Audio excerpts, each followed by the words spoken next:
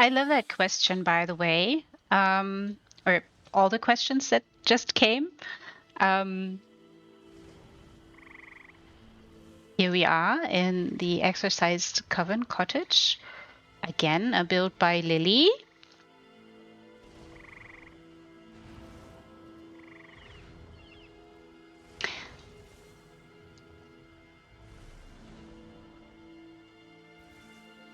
So there was a question around what advice you would give to a beginner who wants to start designing their own homes. Where would you tell them to start? Where to get inspiration and the resources, of course.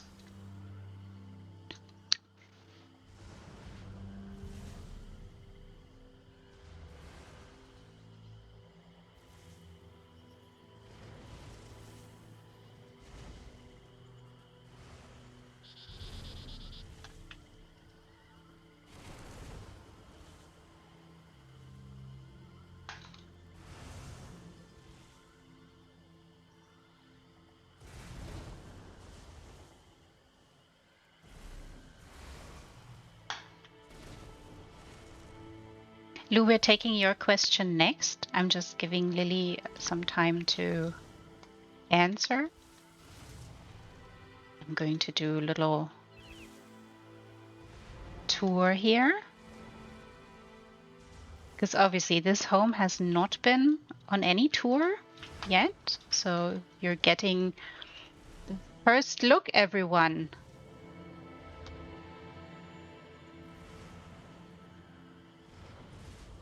Oh, okay. Aha. Role-playing ideas for characters, she says, is a good start. And then maybe based off of their class or their style. And then you can use that to create a house around that character. As for resources, in-game resources is mainly running in the wilds and buying from guild traders. So if you're not in a trading guild yet, I'm sure ITT is really happy to have you. Or any other trading guild, maybe one of the roses will have you. Oh, look at that detail here, everyone.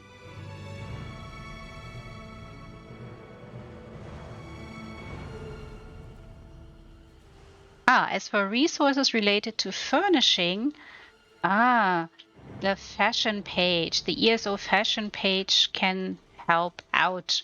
Unofficial Elder Scrolls page.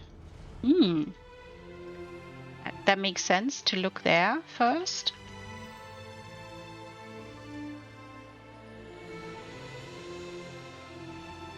Very sweet stables here.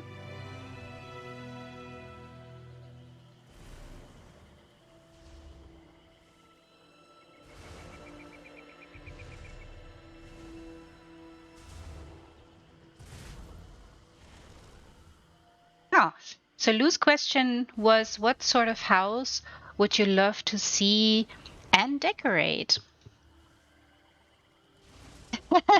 Without spoilers for next chapter?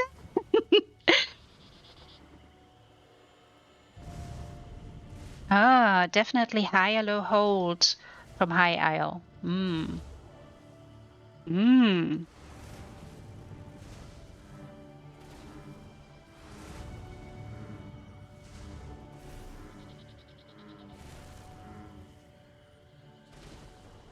Aha. You already have an idea for that. That's interesting. So to create an extension, to build an auction house for the antiquarian. Oh, and also doubling again, as you did in Water's Edge as a summer vacation residence. That's interesting.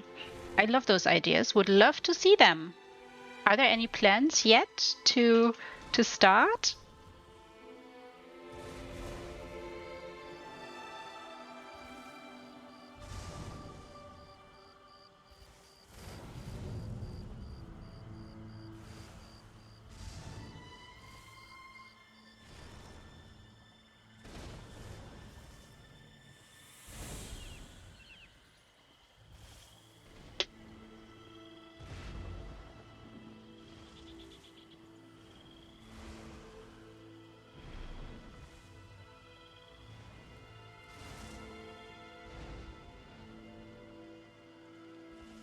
Aha.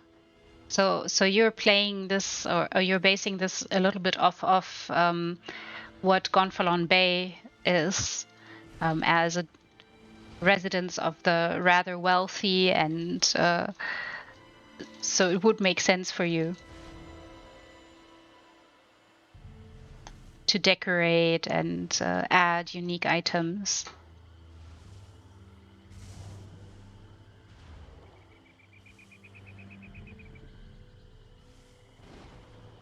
Oh, okay. So anyone willing to sponsor Lily this particular home?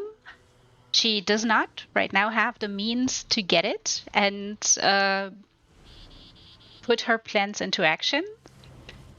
Maybe people are happy to sponsor you or become a patron. And yeah, kind of bouncing off that. Are you open for commissions, Lily?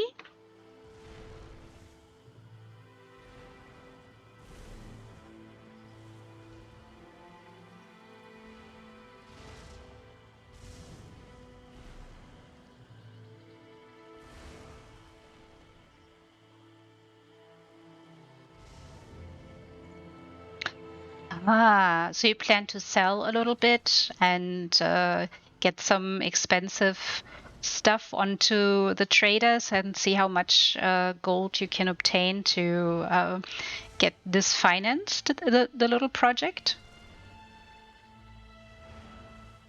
No, of course. I mean, real life is, of course, a priority.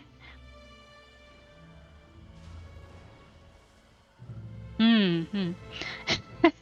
OnlyFans! Love that. Love that, Toad. Ah, okay. So everybody, Lily is open for commissions.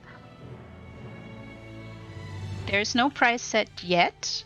Lily, I think you should set a price. Because, I mean, if anyone has seen your builds and know how much time you put into them, that should be appreciated.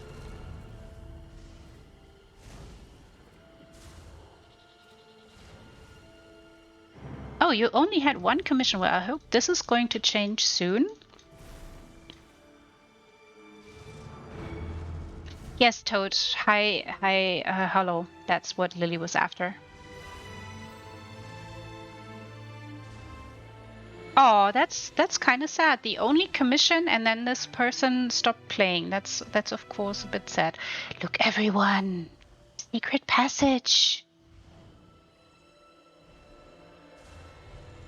Hmm.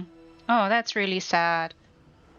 Well, are you also open to be commissioned to, for instance, build a guild hall or help someone furnish a guild hall or something like that?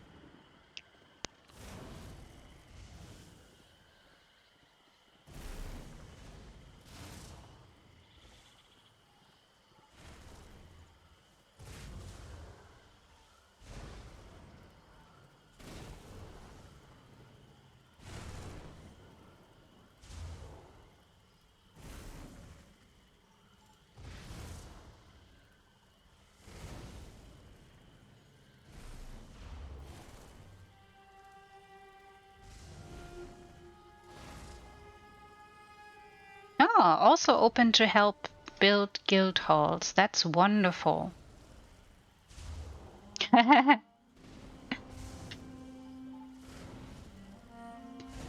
Oh, wow. Interesting question.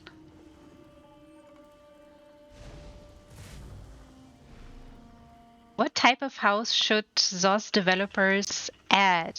If you could suggest that, Lily, what would it be?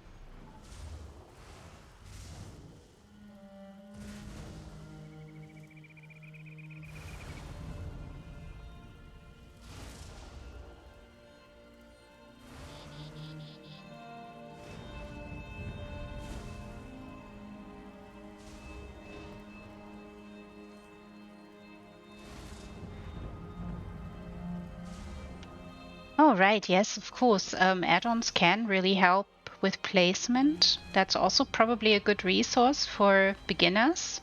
Essential housing tools, I'm told, is must-have for all those who are seriously into building.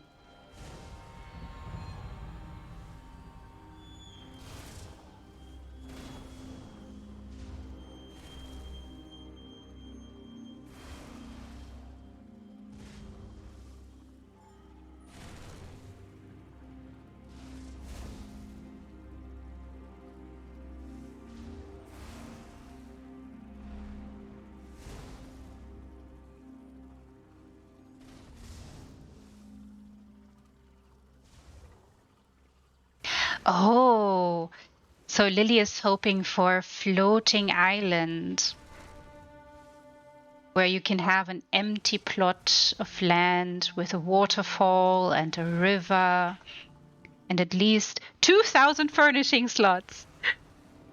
I love that. I really love that idea. Also, the limit, yes.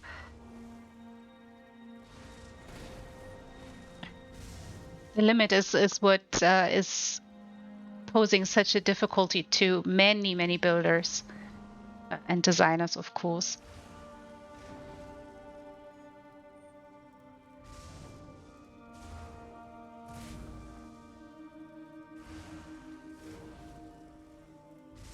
Ooh, and Toad is saying he wants a living island and he's also in.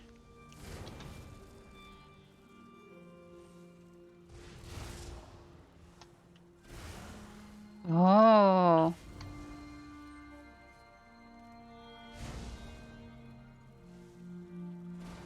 Oh, that's sad. Well, maybe the screenshots are somewhere buried and someone can show people. Meanwhile, I'm going to explore a little bit more, show off your beautiful, neat, and detailed build again.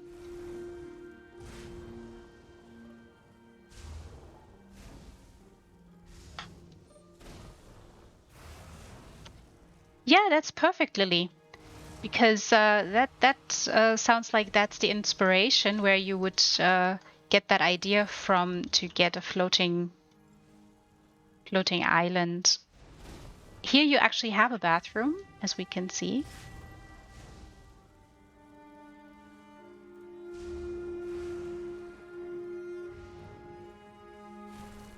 Is there a scroll below the bed? Or am I just blind?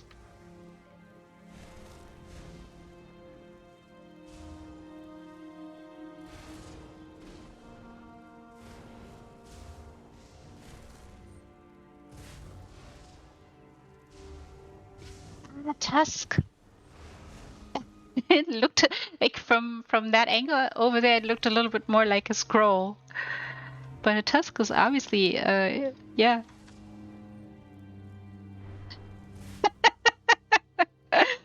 I see, Lily. Wonderful. Wonderful. Not yet done with this particular house.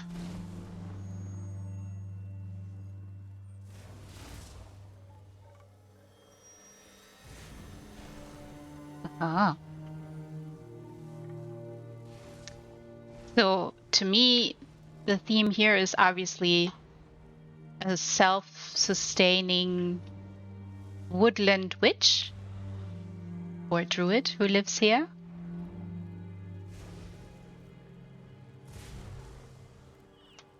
Is there more story you would like to share with us?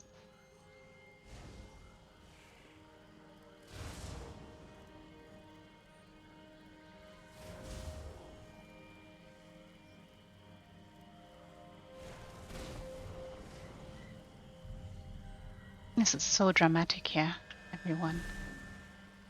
Private little graveyard, everything a witch would need.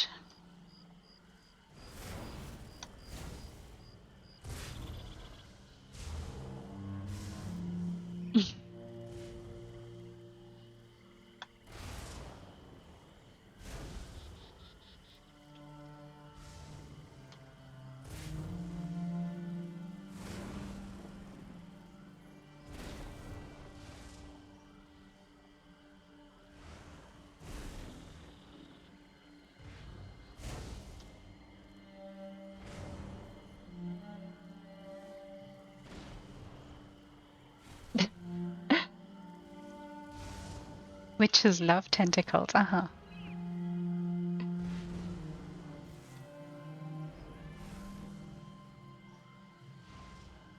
Did I miss something? Or, oopsie, I got stuck in a tree. Not sure, but I think there was one more spot. Yeah. Ah, yeah.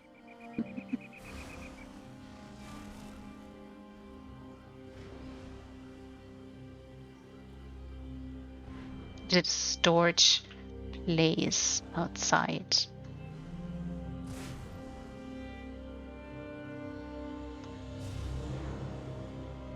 Aha, it's separated into 3 sections.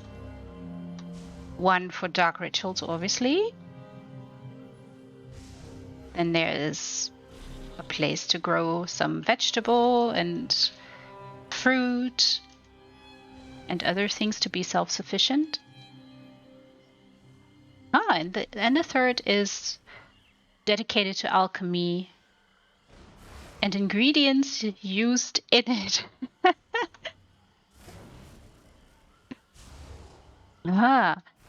Yeah, of course. The growing of mushrooms requires probably a different kind of alchemy. It's the same with lichen, by the way. Lichen is an interesting plant, in my opinion. Doesn't want to grow everywhere.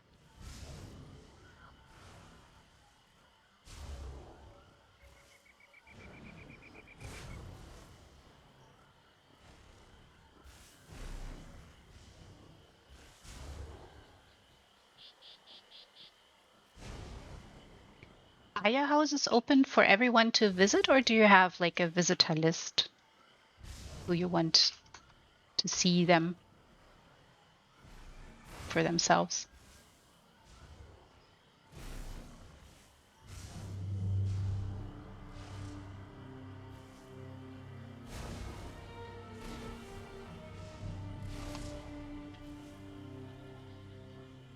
Yeah, I noticed all the spectral animals. The horsey, the kitty. Ah. And the griffin protects... Ah. And scares off intruders. Well, that's very important.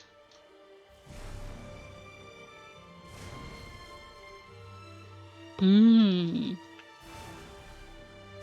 if that's not enough, we see wonderful flowers. Maybe dousing a little bit of a wonderful...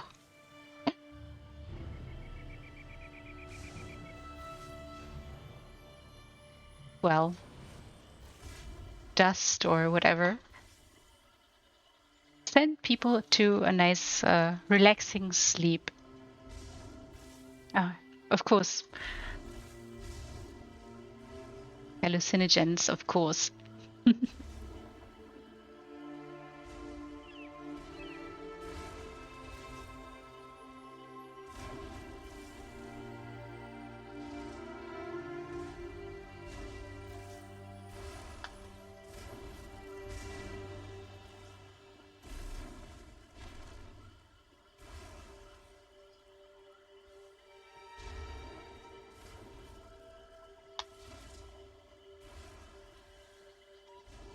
I think I did not highlight this one. Look!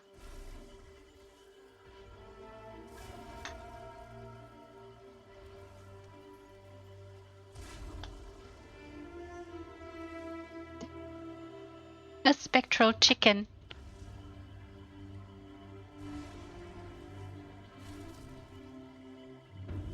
Aha! So, do you do this with every patch, or with every new chapter? You check out the furnishings and then you decide, oh, I'm going to make additions or change a few things, replace stuff.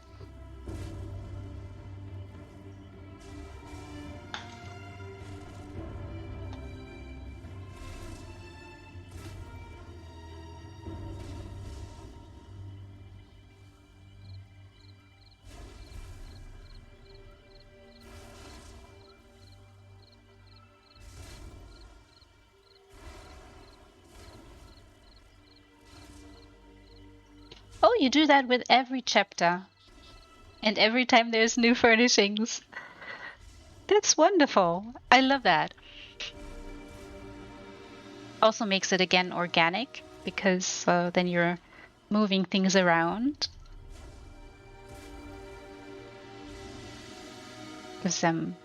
Gives the houses and the places a little bit of a fresh breath.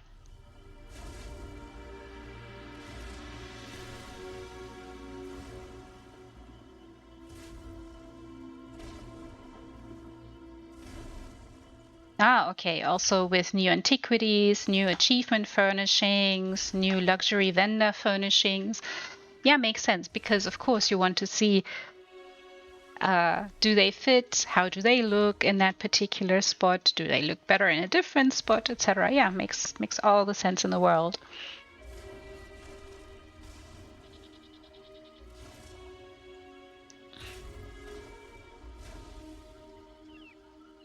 How long did it take you to do this particular home, Lily?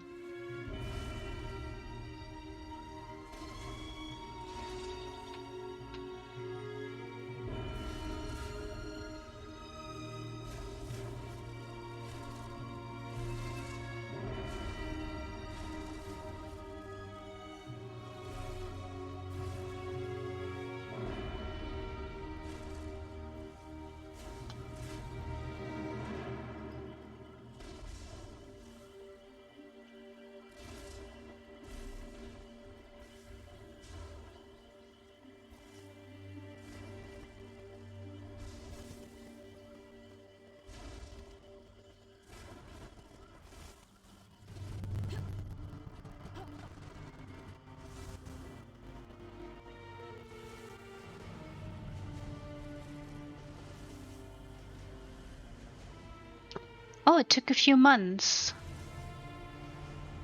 Ah, because first inspiration has to come. Ah.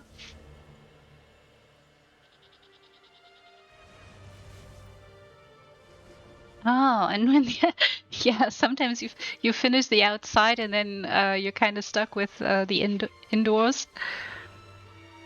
Ah, oh right, yes, yes. Uh, the second floor inside the little home.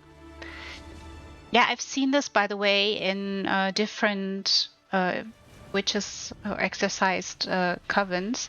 That's really not easy. Also in other small huts, like the Snuck Pot, there were a number of designers who created an upstairs area, and that's not that easy to make.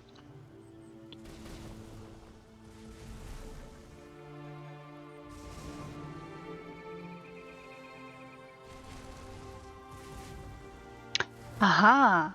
So making the second floor and then the access way upstairs is the hardest part, or was the hardest part for you? Uh-huh. So the upstairs was for you designated to be a bedroom, and downstairs you wanted the alchemy part and the kitchen part. Mm-hmm. So there was a rough idea. Mm-hmm.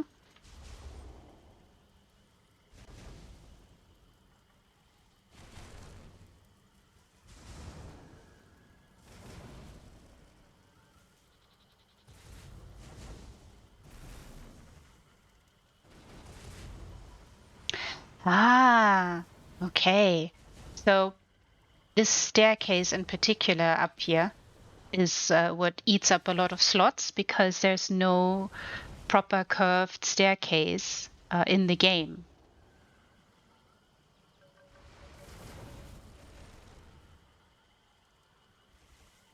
Hmm. Yeah. I mean, there are a number of round antiquities and achievement furnishings, but there's something on them, right? So you'd have to find ways to cover that up. So, so no platform that you could use that was thin enough, so you'd still retain enough space upstairs, right?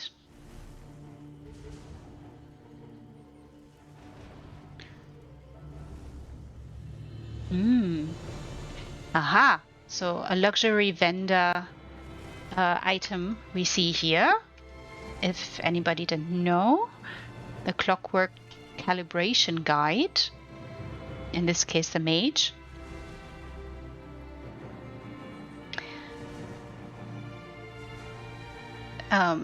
You use to build or to use as the platform part. And then, of course, how do you curve something that isn't curved? Get it up here? Yeah, not easy.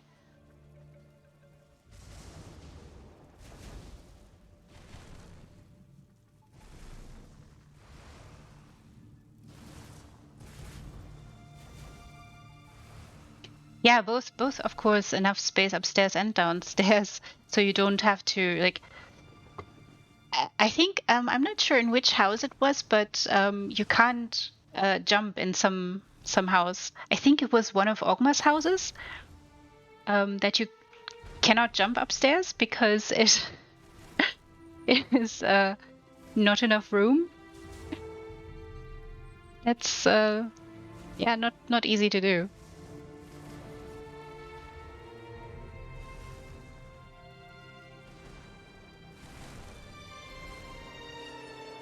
Also really like the spinning wheel here.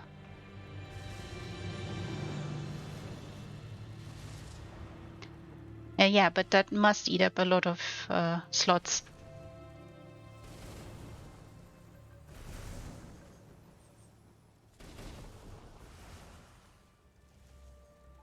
Oh, you used shelves for the way up. Not shelves. Aha.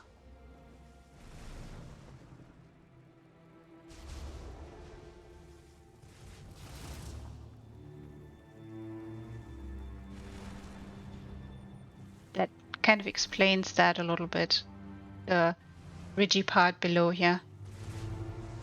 But you know, actually, I think this is very fitting because it seems like, I mean, even though you do see that they're a little bit, there's a little bit of moving and forcing that you have to do to make it work as a path up. I think it still is organic and fits very well in this particular build, in this room.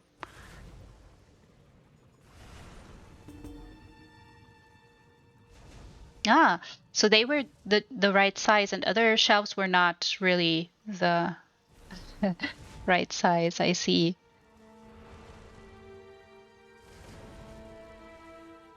Yeah, and that's what I noticed, that this, of course, is in keeping with this particular build. Was meant to be a little bit rough, a bit weathered, slightly imperfect, lived in. I would say lived in.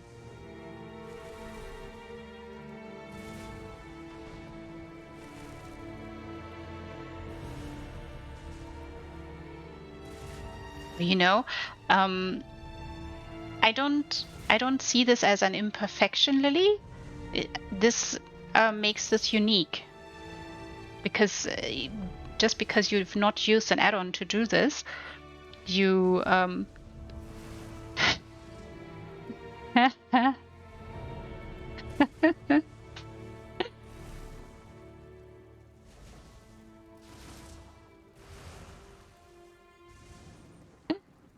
no need to apologize. You're good, honey. Again, I don't see this as an imperfection. I see this as a unique part that makes this house this house. That is part of this. And to have to place them without an add-on, of course, it's not going to be as crisp as if you would use essential housing tools, but that's completely fine.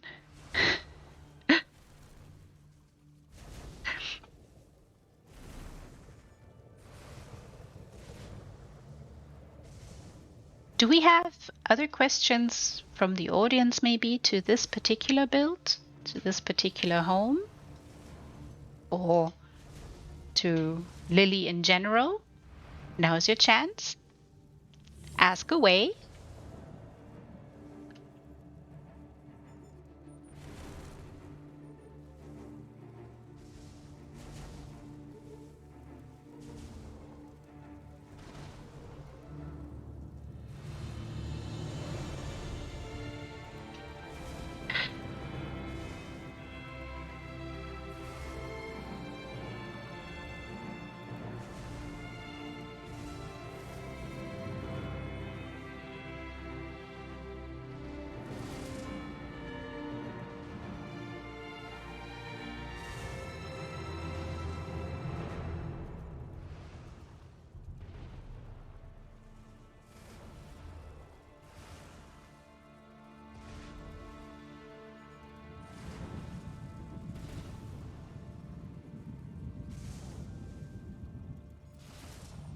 What is the airspeed of an unladen, the airspeed velocity of an unladen swallow? Well,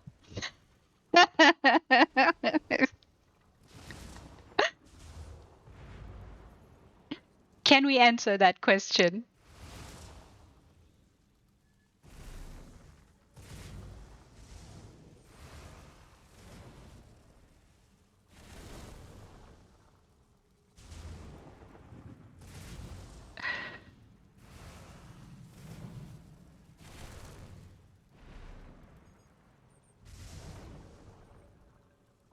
Sometimes I'm saying close to speed of light.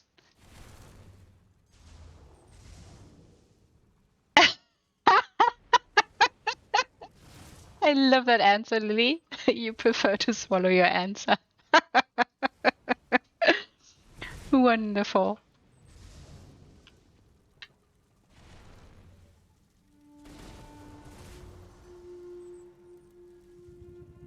Well, we have an answer now. Did you look that one up?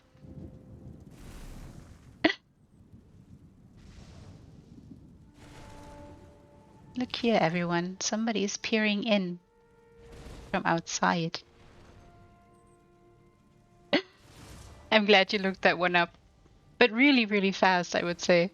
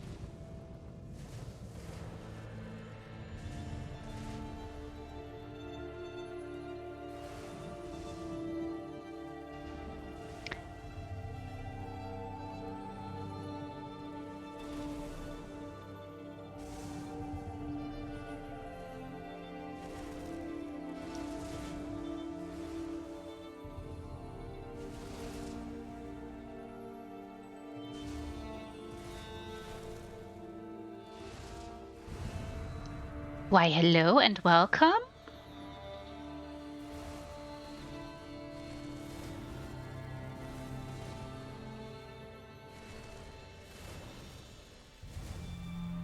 Are you asking whether this house has a house guest as a bonus?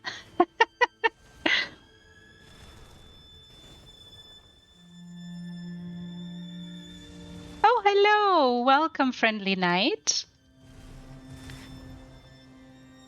Welcome to the stream.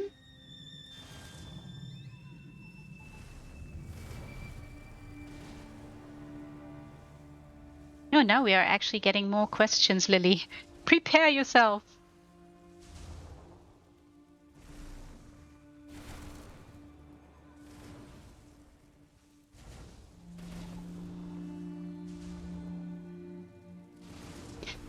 So there's a question that's quite interesting. Also, what house in ESO is, in your opinion, objectively the one with most room for expression, for creative expression and creative freedom, Lily.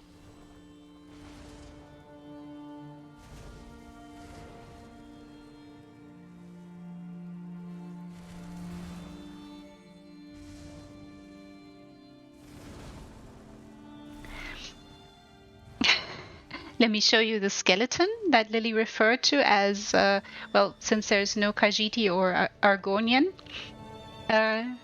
resident.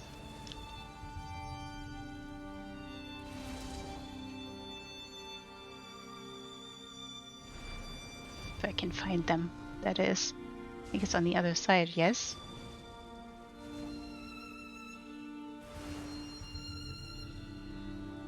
There's a skeleton that does look Argonian.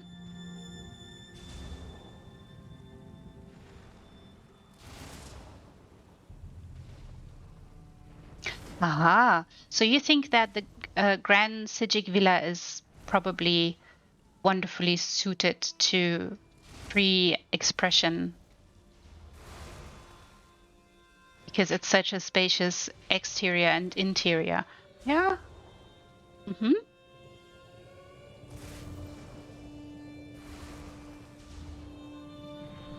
Through one of the windows there was a skeleton looking in. I'm not sure if I know how to get to it. Or if I can actually get to it.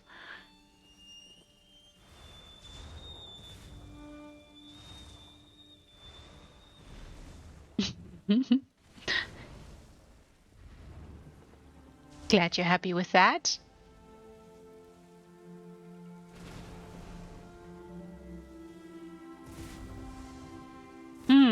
Yeah. It is indeed a very grandiose home, Lily. Lush, luxurious, one would say. So, if you look there, not sure if you can see him, but he's peering through the window, the skeleton there.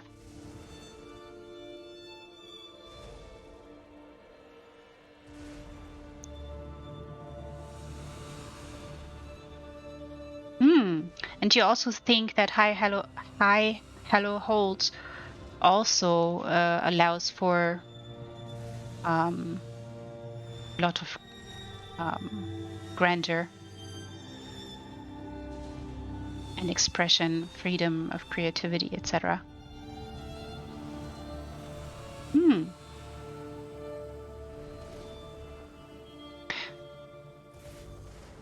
Also, I will say that some of those, or the Grand Sijik Villa that you've mentioned already has a very nice flooring, and the interior and exterior of the buildings are very sleek. And as you pointed out, they're really more on the posh side, on the luxurious side. So you don't need to, if you are looking to build something in around that theme, you don't have to build something super fancy.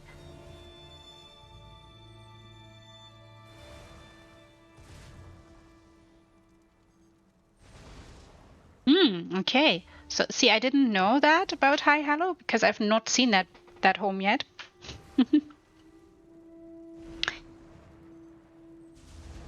So you'd say you're a bit torn between those two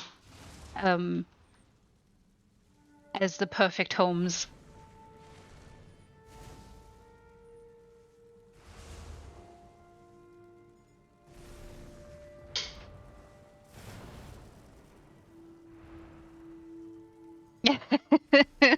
I mean, maybe there's not one answer. Maybe there's a number of places that allow for the creative juices to flow like crazy.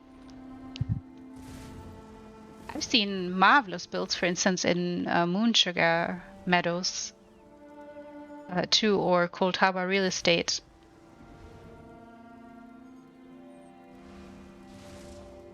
Okay, so they both provide lots of space, both in and outside. Yeah, and unique options. I see. Makes sense, Lily. Does that answer your question?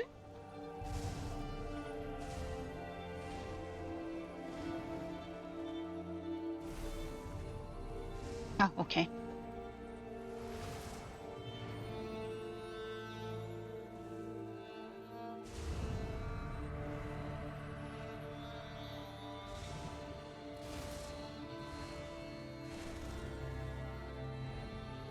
Oh, that's a difficult question probably, because if you don't really have what people could call a creative process, because you start off and then you just use the inspiration and allow the inspiration to take you.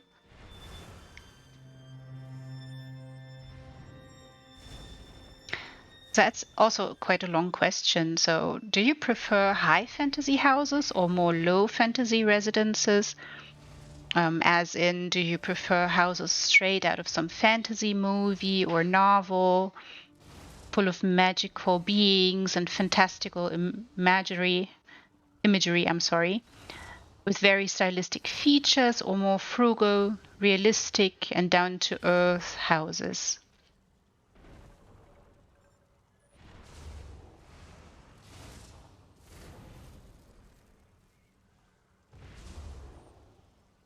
Oh,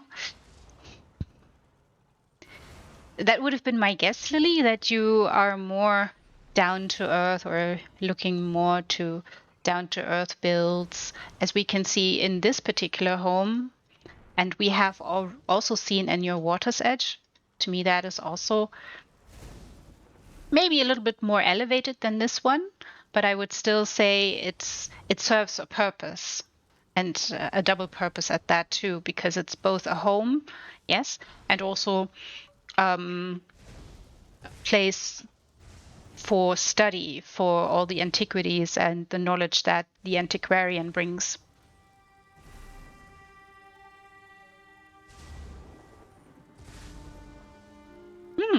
That's also nice. So you do both. You dabble in both. You like to experiment with some high fantasy aspects too.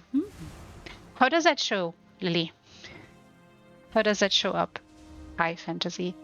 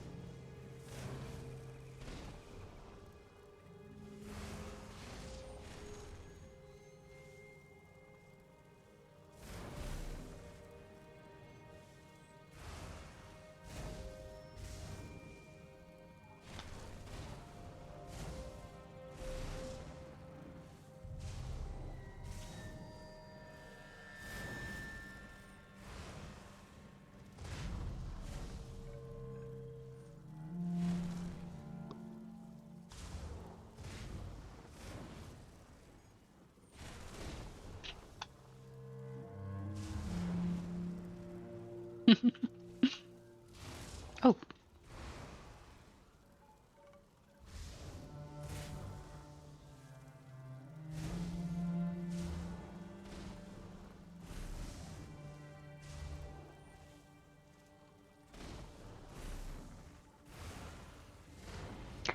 Ah.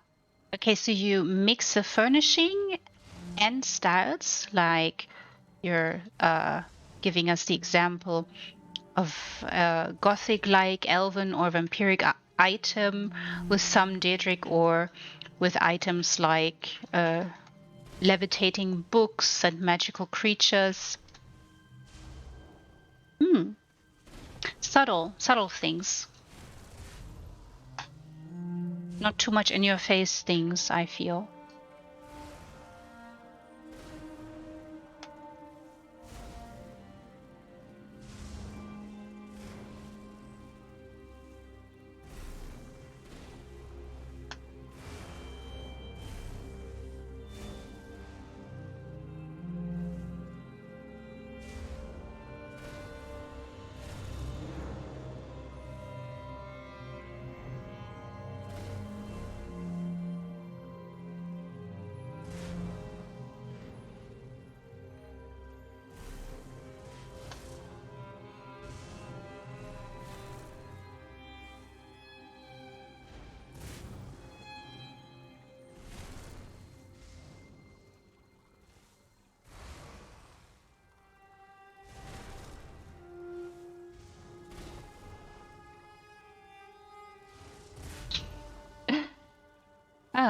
So you take a piece, or in this case, the Ogrim, that is basically a demon from another world that is also immortal, and you repurpose him, or you redirect him to becoming a barkeep or bodyguard and barkeep in your Water's Edge. I really love that idea that you repurpose